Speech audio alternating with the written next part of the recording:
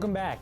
It's been a busy weekend across the nation and here in Texas. So to break down some of the biggest stories, we're joined tonight by the man who ages like those fine wines he loves so much, the publisher of the Quorum report, Harvey Kronberg. Hi, Harvey, welcome to the studio. James, good to be back. Harvey, you braved the cold weather and icy roads to get here, but most Texans are staying inside today, and they stayed inside over the weekend.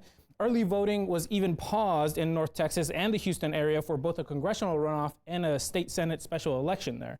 The Houston race just got 2 additional days of voting, but what impact does that have on these races? Well, it's dramatic because it was the weekend, and for some people, the weekend is the only day they can go vote in person. So when you cut out weekend days, you're essentially affecting typically a lower income kind of voter.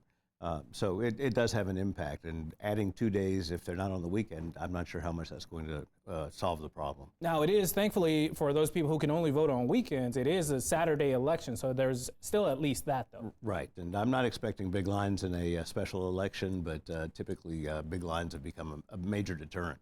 In my local polling place, you'll see more people there the first 2 days of early voting than you will on the actual election day. Interesting. We'll see how that goes. Let's switch to the most recent deadly shooting of a U.S. citizen in Minneapolis. The shooting happened over the weekend, and we're seeing some Republicans calling now for a probe into the shooting to get more clarity on what happened. Among those is Congressman Michael McCaul, who of course is leaving Congress. What do you think that says about how Republicans are feeling about the president's strategy in Minnesota?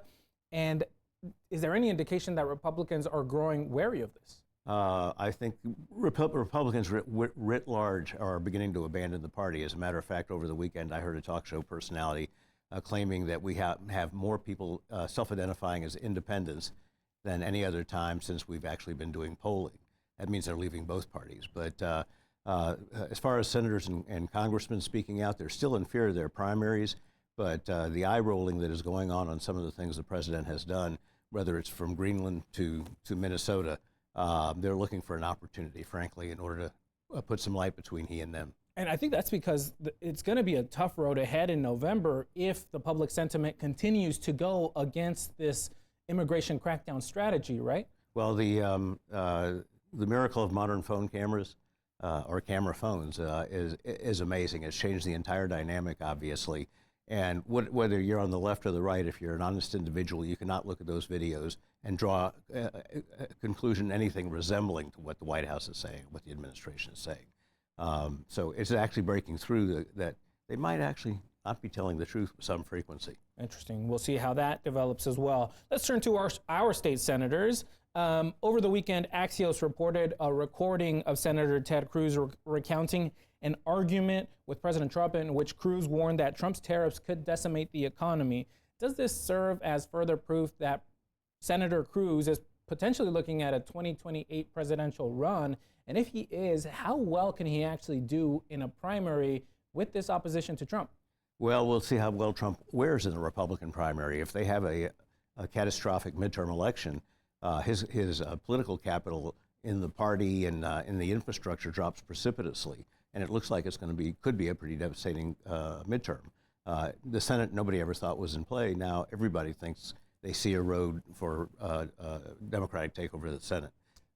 Well, let's stay on that point because the 2 Democratic candidates for Senate debated over this weekend, and I want to put up on the screen, this post is getting a lot of attention on social media, saying that Tallarico's supporters may not back Crockett if she ends up being the nominee.